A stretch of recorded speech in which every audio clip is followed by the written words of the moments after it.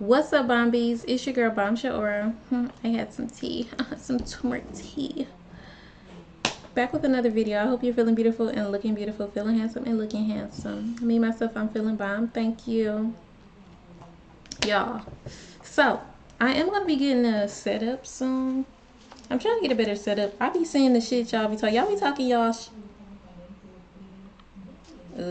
I'm just you're like, oh, Bombshell, this and oh, Bombshell. Damn. I just got in the door. Can you relax? Stop judging me. I just like,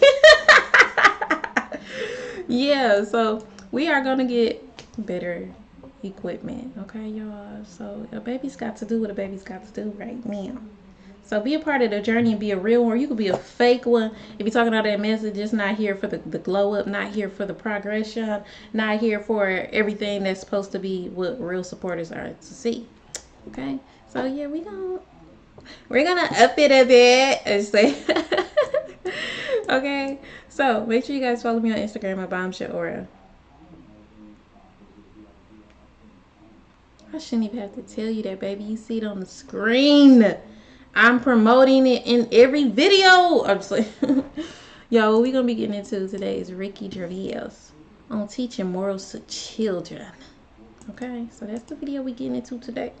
We got to see what he's talking about because he be ruthless. So that's what we're going to get into. Let's see what he's talking about. I came here to change attitudes tonight, and I think I've done that. I want to leave you with something now to show that knowledge is power. And it's a true story, actually. And we were talking earlier about third world sweatshops, and they really are awful places. And there's women and children that are abused, and they literally get a few pence an hour, and it's for big conglomerate companies to make billions of pounds. And I was shopping with a friend of mine a couple of years ago. His name was Rob, and he had a sudden death in the family, and he had to get a suit for the funeral. And he was in a band, and he was on the dole. He didn't have a suit to his name. We went to these sort of cheap places in Oxford Street, and one bloke said, oh, I've got a lovely suit, £29. And I thought, what is this going to look like? I couldn't wait for him to have to buy the suit. I went over to it, and it was all right, and I was gutted. It was just like a classic sort of dark suit, and it was nice, and it had an electric blue sort of satin lining, and he was made up. So just to piss on his bonfire, I said, wow, if it's that cheap, and it's that well made, and it's not in a sale, it means someone's been exploited. He went, what? I went, yeah, it's awful. It's like women and children exploited, and you'd just be adding to the problem, right? And he didn't buy it. And he went and sold a guitar at Record and Tape Exchange and bought a suit for 150 quid. And I felt bad, but then I thought, well, I was probably right. If, you know, they probably have used like really awful, cheap labour. And so just by doing that, and even though it's one person's little change, if everyone changed it, then we could all, do you know what I mean, make a difference. Still, 29 quid though. So I know. Ricky. He also told the one about the boy who cried wolf. A boy looking after his sheep, gets a bit bored. It is boring. Just making sure you got all, probably tiring as well, because if you're counting them, you're probably getting a bit drowsy, aren't you? Anyway, so gets a bit bored. Nothing to do here in the Bible. Anyway, so a long time ago, and he goes, it was just a Monday. That's the worst, isn't it?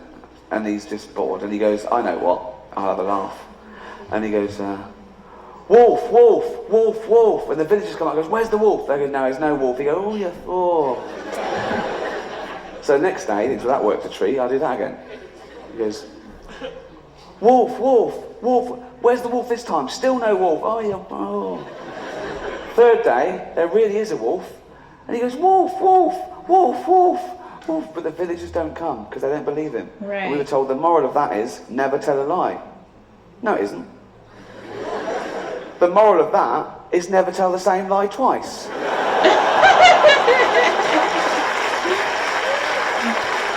Terrible lesson for kids. Nursery rhymes. Jack and Jill went up the hill to fetch a pail of water. Jack fell down and broke his crown, which I later learned meant his cranium. I thought his hat fell off or something. And Jill came tumbling after. And that is a true fable of the time, I think the 16th century, about two illicit lovers who used to go up to the hill out of the sight of the villagers and have it off behind their spouse's back. What's the moral there? What is that? Don't fuck around with sluts or you get your head caved in.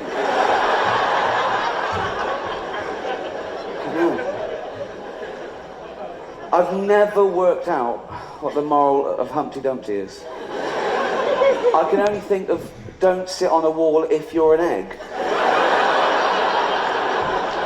Right. How is that applicable to an 8-year-old human? I don't... You mean I go, wow, what's the moral there? Don't sit on a wall if you're an egg. What? Of course I wouldn't.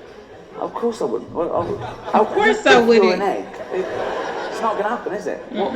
Are there eggs reading that going, oh, I'm just going to jump up there, fucking hell. Good job. Oh, God. Wait, don't get on there if you're an egg. No, why not? Look, read that. Fuck. Sorry, Don't send horses to perform medical procedures. Of course they couldn't put him together again. Of course. It's obvious, they haven't got the dexterity. Obvious. I wouldn't have sent them in the first place. Right. Don't experiment. They can't even scrub up. They can't. They can't. They haven't got thumbs, let alone opposable thumbs. They couldn't sew to save their life. They couldn't. If I had to design a perfect egg-crushing device, it would be a hoof. Doesn't matter if they're king's horses or steptoe's horse. All the king's horses. Certainly don't send all of them. It's going to be chaos.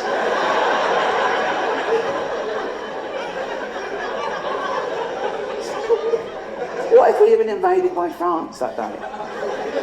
Bloke comes running to the bloke in charge. He goes, "You in charge of all the king's horses?" And all the king's men, "Yeah." "Well, the French are coming." "What? Where are all the king's horses and all the king's men? The French are coming to Dover. Quick, where are they?" "The egg." "What? What? The egg." "What are you talking about?" "I sent them to mend an egg." Are you fucking mental? Are you mental? They can't mend an egg. Oh, no.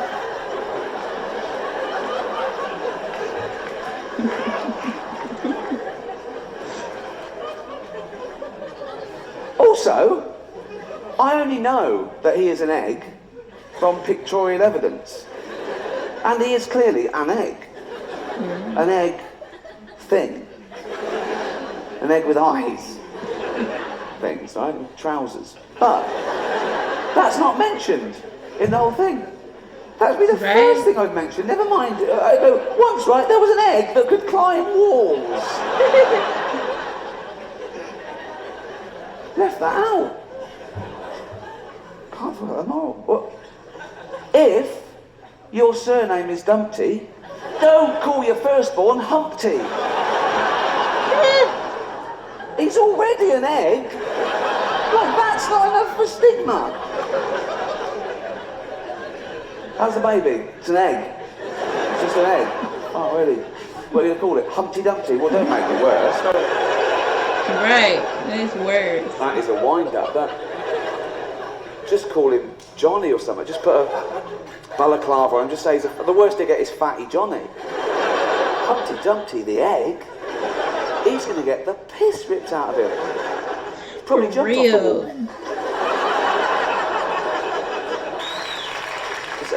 Has everyone heard of Carl Pilkington? Because there's a bit. He's my producer on my radio show. I'll just quickly, but for those who haven't heard of him, he's a guy, talking about attitudes, he's a man whose attitude hasn't changed from about the age of 5. He's from Manchester, and you can ask him anything and he's got an opinion on it. It's usually, it was rubbish, but... Right, example, okay. Well, just, I tell him about I'm doing this show. I said I'm doing a show called Politics. He went, "Why?" And you can't answer it. And he said, "You want to talk about that David Blunkett?" I went, "Why? What's he done?" He went, "Oh, he's up to his old tricks again." He's only gone and banned people having sex in public, hasn't he? And I went, "Well, yeah, but surely that's a good thing, Carl." And he went, "Yeah, but would he have done it if he could see?"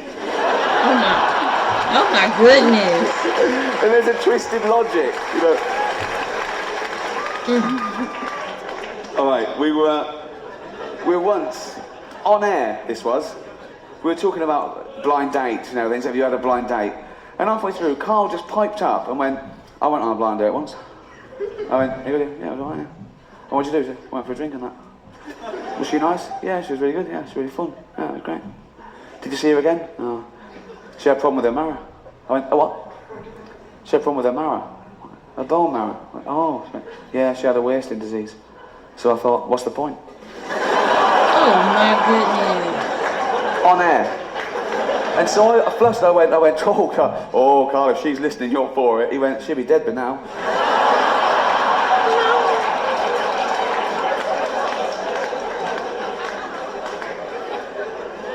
Unbelievable. I'll just tell you one more before I go, one more, right?